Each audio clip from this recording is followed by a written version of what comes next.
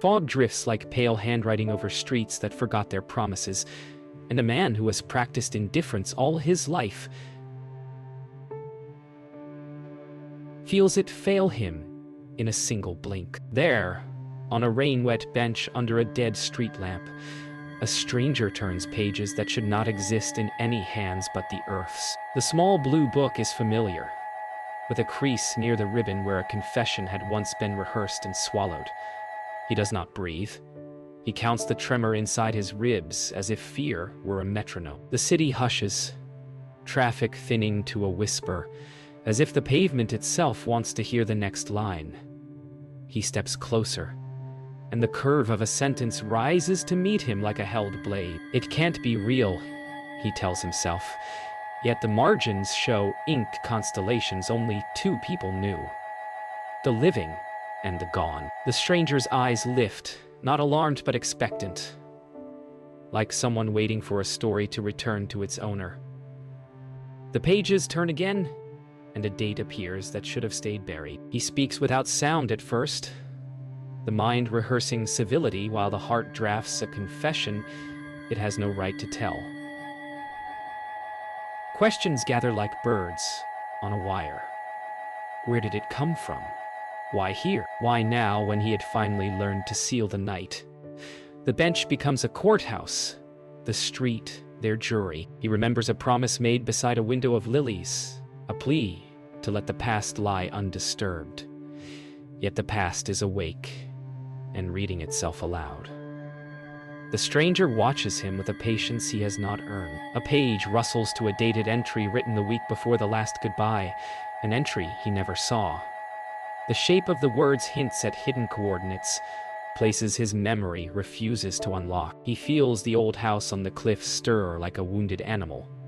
If he asks the wrong question, the door will open and everything will come running out. He tries a safer route, offers warmth, transport, a night inside the grid of his control, but the words sound like bribes to himself.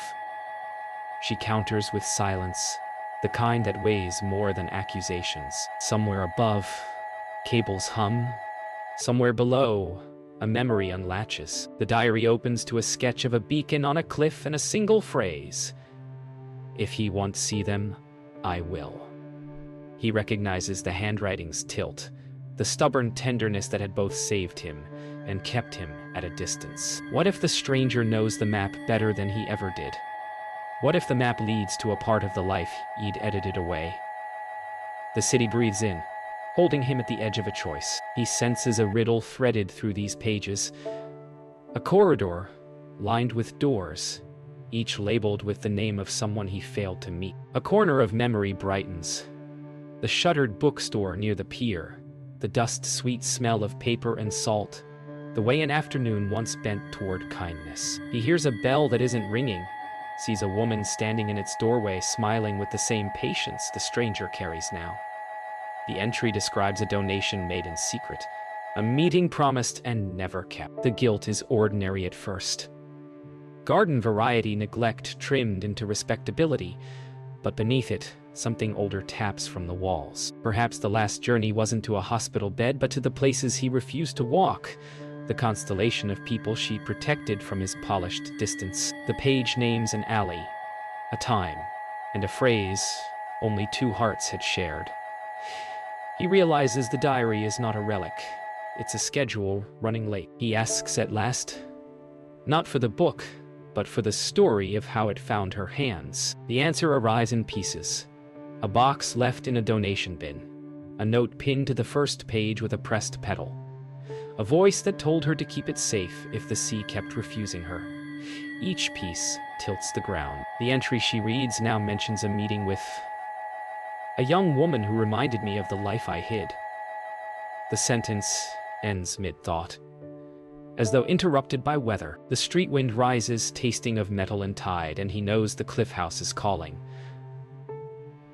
Those rooms where every doorway still expects footsteps that never come. If the stranger follows, something binding will be revealed. If she leaves, the silence will finish the story without him. The diary shuts on his reflection, and the night seems to lean forward to eavesdrop on his choice. Morning scrapes its pale light across glass towers that look clean only from afar. He hasn't slept. The city hasn't either. Every intersection feels rehearsed. Every reflection repeats her face where it shouldn't be. The diary's absence is a wound he can't stop touching in memory, its pages echoing with words that had outlived their author. He retraces last night through the security tapes of his empire, pausing each frame, seeking a sign that this was a dream. Yet, in one blurred corner, she passes beneath the halo of a camera, eyes lifted, mouth moving as if speaking to someone unseen. He feels a pulse of recognition stronger than logic. This isn't chance. Something his wife once promised has found its way back through another heartbeat, and he is being summoned toward it. The command is silent, but absolute. Follow. He drives without direction, the car's silence broken only by the wipers counting his regrets. The address from the diary repeats in his mind. A place his wife mentioned once, then buried under polite. The nearer he gets, the cleaner his memory becomes, like a wound exposed to air. Around him, the streets lose their symmetry. Murals replace advertisements, stories written on cardboard instead of screens. Somewhere among them, she moves like a whisper with purpose.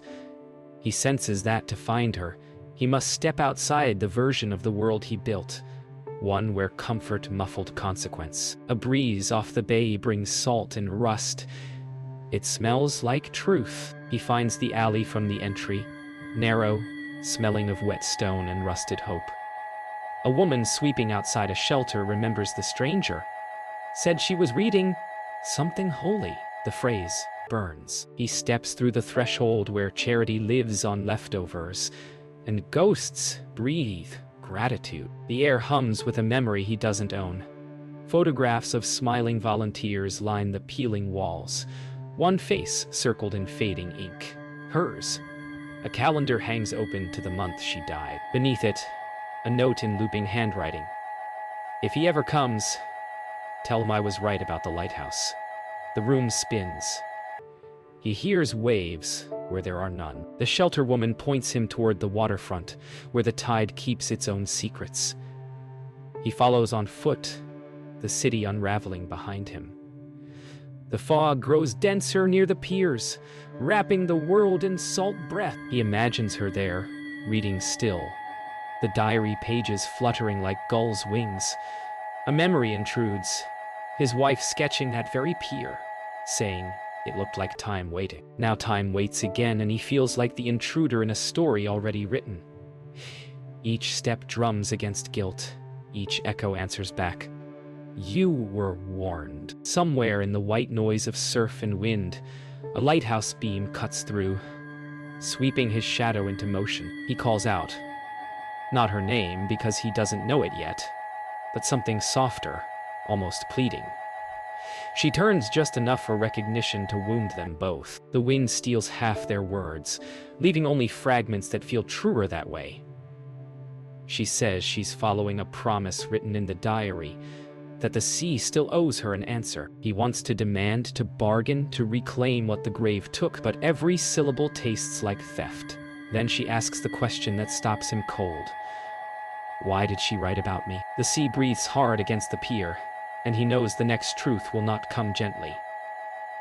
Somewhere, a gull screams as if mocking the silence between revelation and collapse. He follows her into the fog-drowned streets, where night lingers even after sunrise, the diary now a fragile bridge between them. She walks with purpose, slow, deliberate, as if every step recalls a road once shared with someone else.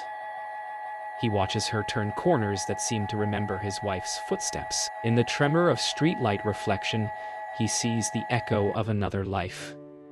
The same gentle way the pages were held, the same pause before reading aloud. When she finally stops at a half-collapsed bookstore near the pier, he understands this is where the past was buried, and perhaps where truth decided to wait. The door creaks open to a smell of mildew, salt, and lilies long dead. On the counter, A stack of books trembles as if recognizing him. Somewhere inside, the air seems to whisper the same line that once closed a love letter. Find the other half of me. The diary opens to an entry dated weeks before her death. The handwriting is steady but shadowed, each sentence carrying the hesitation of a confession half-born. It speaks of someone she met, a woman living without a name, a mirror of the self I once denied. He reads the words aloud until his throat cracks, and she finishes the last line for him, perfectly, as if memory itself were echoing. The sound of her voice turns the air brittle. The way she says the sentences feels inherited, not learned. He looks at her and sees not coincidence but continuation. A page flutters free, landing upside down, revealing the sketch of a lighthouse with a second figure beside it. The ink bled into the outline of two hands, joined, one strong, one trembling. The silence between them thickens until it becomes revelation waiting for permission. She leads him down to the cellar below the bookstore, where the air smells of salt and old ink.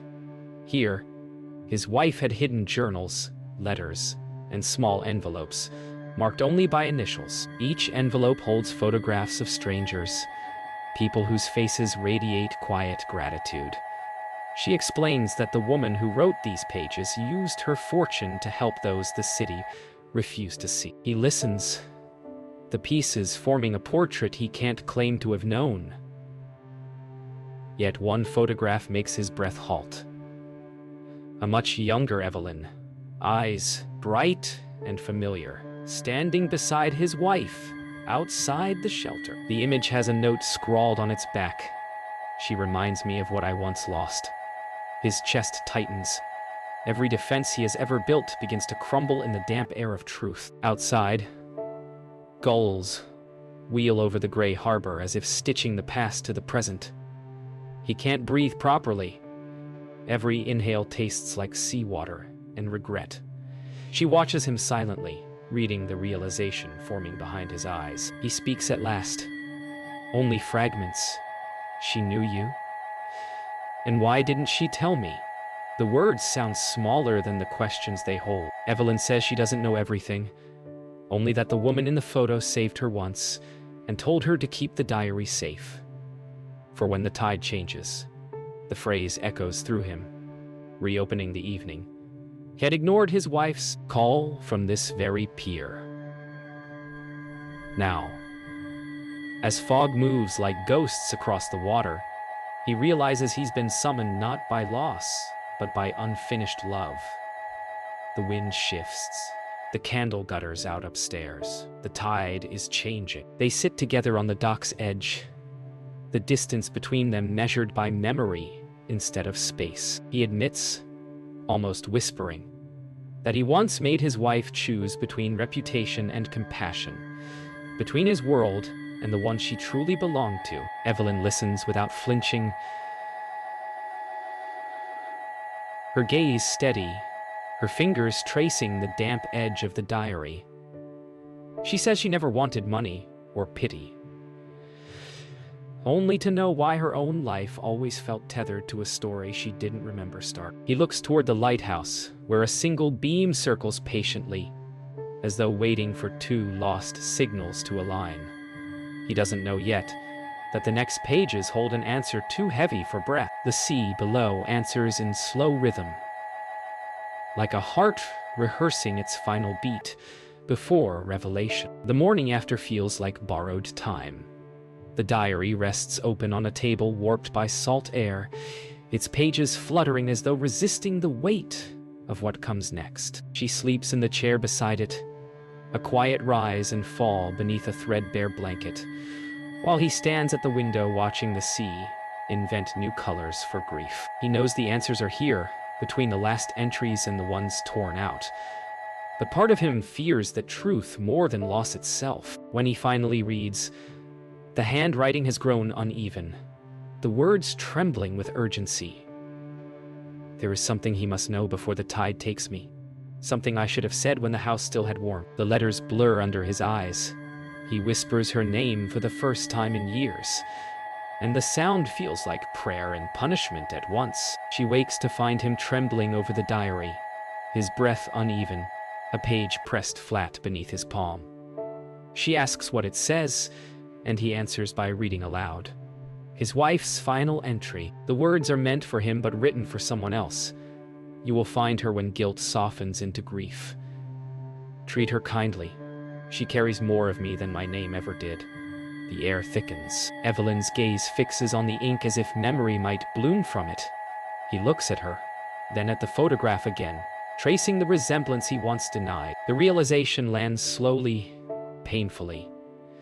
This woman, this stranger, might be the unfinished part of the woman he lost. His voice breaks. He can't finish the letter. She closes the diary gently, as though tucking away his heart. The silence afterward feels heavier than confession. He steps outside, needing air that isn't shared with ghosts. The ocean hurls itself against the rocks like a body begging to be remembered. Behind him, she remains at the table, staring at the handwriting that might have shaped her existence. Each letter seems to pulse with blood, with lineage. She calls his name through the open doorway, her voice caught between accusation and ache. He turns but doesn't step closer. The truth is still jagged, and he fears drawing blood. The sea wind tears the final loose pages from his hand. They scatter like gulls and vanish into the tide. He realizes that what's been revealed cannot be undone.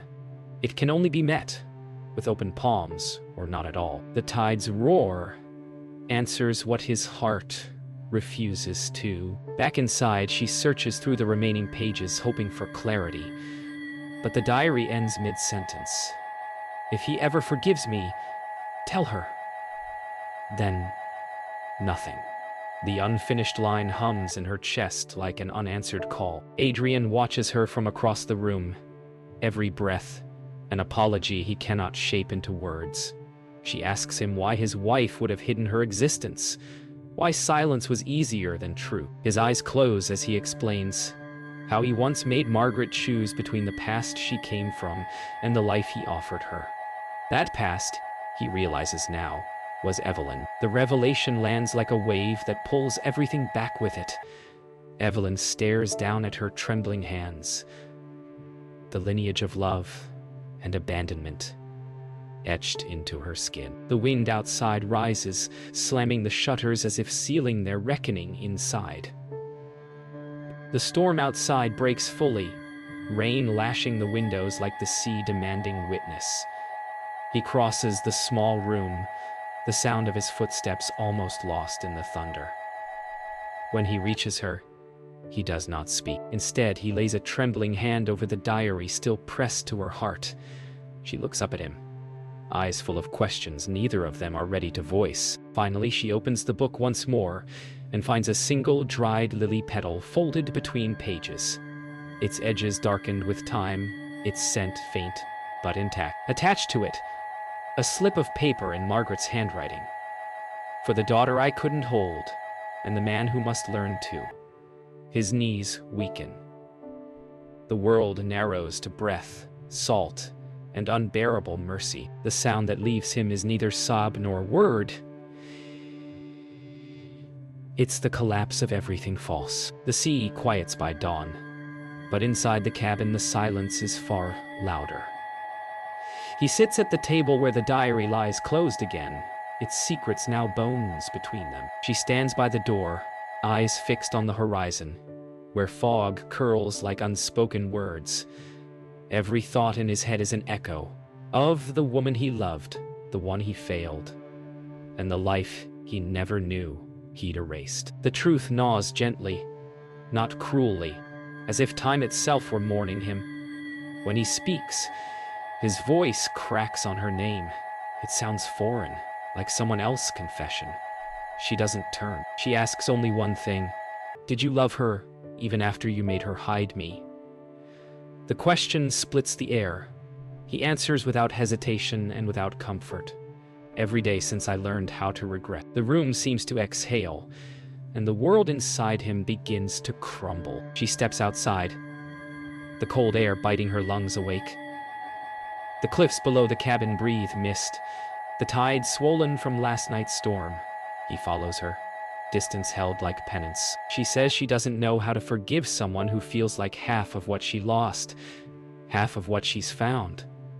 He listens, unable to argue with the wound she's describing. The diary weighs in his pocket like a pulse, alive, insistent. He offers it back to her, but she shakes her head.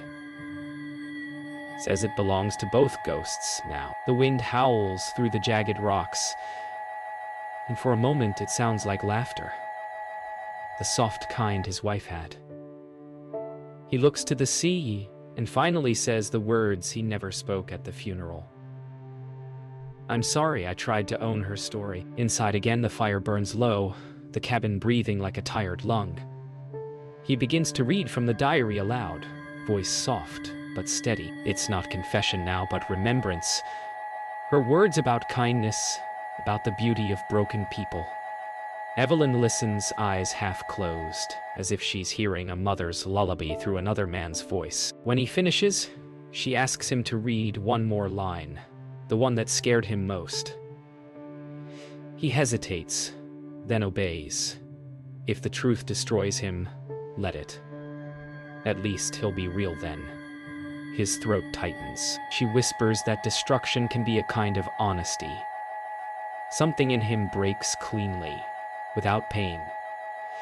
He folds the diary shut, presses it to his forehead, and lets the tears come. She doesn't move to comfort him, only stands quietly, letting him fall apart at last. He wanders to the shoreline as twilight falls, the surf whispering her name again and again. She follows silently until they reach the old pier where the first meeting began. The city's hum is miles away. Only the sea answers them now. He kneels and places the diary on the wet wood, pressing it flat so the wind won't take it. She crouches beside him, eyes tracing the embossed initials V, and for the first time smiles. She would have liked that you came, she says, voice almost lost under the waves. He shakes his head. She brought me. The tide creeps up, licking the edges of the pages. They watch it soak the words, blurring grief into salt water. He feels lighter.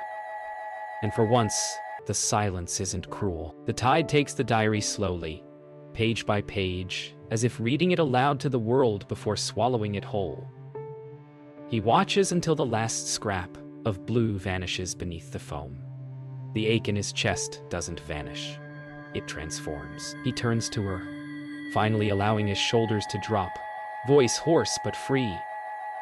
She's yours now, he says. She nods once, tears glimmering but unfallen. They stand side by side, two remnants of the same love, listening to the ocean finish the story for them. The wind carries the faint scent of lilies, impossible, except that grief sometimes blooms when it should die. He closes his eyes, and for the first time since the funeral, he feels her forgiveness, not as absence, but as presence. The collapse is complete, but it feels like birth. The city looms again, its mirrored towers reflecting a man who no longer fits inside his own reflection. He walks through his empire's lobby, where marble gleams like unfeeling ice, and strangers bow out of habit. Their greetings echo hollowly against the glass. Every surface reminds him of what his wealth erased. Laughter, dust, imperfection, mercy.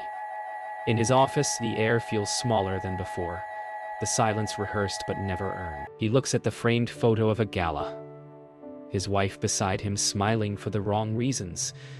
He sees, for the first time, how alone she already was that night. Behind him, the skyline blurs into fog. He thinks of the diary resting somewhere beneath the waves, and realizes that everything left above water is what must drown next. The pretense, the titles, the man he became to avoid the truth. Board members wait in a conference room polished to perfection, unaware they're about to witness their kingdom burn quietly. He enters, and the murmurs die. He tells them the foundation will dissolve. The money will fund the shelters his wife built in secret. At first, they think it's grief talking, until he signs away control one trembling signature at a time. Questions rise like static. Are you sure? What will happen to the company? He says only, it was never mine.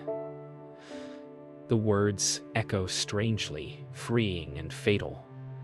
Through the window, the fog rolls over the city like absolution. His empire begins to vanish into it quietly, without ceremony, an offering to the woman and the daughter who taught him what survival really meant. That night he returns to the shelter, not as a benefactor, but as a man seeking penance. The hallway smells of soup and disinfectant, human and humble. Evelyn is there, folding blankets beside the same woman who once swept the floor when he first arrived. She looks up, and for a moment neither of them speaks. He hands her a plain envelope, his last remaining asset, the deed to the cabin. It should stay where she found peace, he says. Evelyn hesitates, then nods. The past no longer feels like a wound between them, but a seam joining two halves of the same story. Outside, laughter drifts in from the dormitory. Real, alive. He realizes that ruin, when honest, can sound a lot like grace. Later, he walks the streets alone, the city humming differently now, softer, unguarded. His footsteps carry no entourage, no destination. Neon signs blur in puddles like constellations melting into water. He stops beside a bookstore, rebuilt in memory of the old one, its windows lined with donated books and lilies in glass jars. Inside, he sees Evelyn reading to a circle of children, her laughter rising like the same melody his wife once hummed while writing. He doesn't enter. Some stories are meant to be watched from a distance, grateful and unfinished. He touches the glass lightly, leaving a handprint that fades as fast as breath, and turns toward the dark where the ocean waits. He drives back to the coast before dawn. The cabin stands quiet, its windows blind with frost. Inside, he lights a fire and sets a single lily on the mantel. The storm has stripped the garden bare, but the sea still sings the same endless hymn. He sits where she once wrote, where her words first taught him to listen. In the calm between waves, he whispers a thank you. To both women, to the ruin, to the silence that finally told the truth. When the sun breaks over the water, he feels something shift. Not redemption, not peace, but the rare honesty of a man who has nothing left to hide. For the first time, the horizon looks less like an ending and more like an answer. Dawn returns softer than he remembers. The world feels washed clean, salt on air, quiet in the heart. He wakes to the sound of gulls and the pulse of tide against rock, steady as breath. The diary is gone, but its echo lingers in him, the rhythm of ink turned into pulse. He steps outside, the cold biting kindly this time. Down the slope, figures move along the beach. Volunteers from the shelter, led by a familiar auburn head of hair. She's there, sleeves rolled, barefoot in wet sand, directing laughter like an orchestra. He stands still, unseen, letting the image write itself into memory. Once he thought redemption would come like light. Now he knows it arrives like tide. Slow, relentless, erasing footprints, one by one until all that's left is horizon. He walks down to them slowly, each step measured like a heartbeat, learning to trust again. When she sees him, surprise flickers, then something warmer. Acceptance without ceremony. They speak little. She tells him they're rebuilding a memorial garden by the shore, one her mother designed but never finished. He nods and kneels beside her, hands sinking into cold sand as he helps plant the first stem, a single lily. The act feels sacred, simple, final. For a moment, he imagines his wife watching, smiling not from sorrow but completion. The wind brushes the flower, bending it toward the sea. Neither of them tries to fix it upright. Some things are more beautiful when they bow. They share coffee from a battered thermos, the air thick with salt and memory. She tells him about the children's reading circle, how the bookstore has become a place of belonging. He listens quietly, realizing how his wife's compassion has rooted itself through Evelyn's hands. For the first time, he doesn't feel haunted by what was lost, but guided by what remains. He reaches into his coat and takes out a small object. Margaret's wedding ring, once hidden, now polished by years of guilt. He places it in the sand beside the lily. "Let her rest where she began," he whispers. Evelyn watches, then covers it gently with her palm. "Now she's everywhere," she says.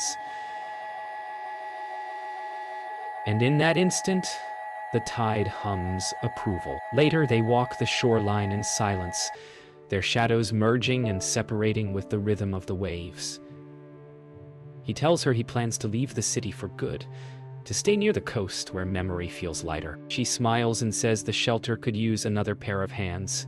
He laughs, soft, disbelieving, and for the first time the sound doesn't echo back hollow. They reach the edge of the rocks where the lighthouse looms tall and patient. The beam turns lazily, a pulse of gold over their faces.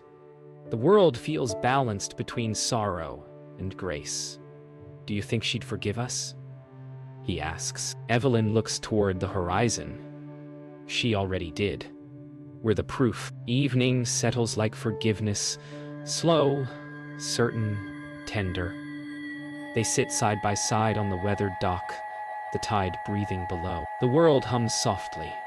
The gulls, the whispering grass, the memory of a woman who loved enough to bind two strangers into family. He feels her presence not in grief, but in calm. The way the sea rests after a storm. Evelyn leans her head against his shoulder and he lets it stay there, unafraid. Somewhere far off, a buoy bell tolls, a heartbeat stretched across water. He closes his eyes, whispering a name into the wind. It disappears peacefully, carried toward the horizon. The story doesn't end. It exhales.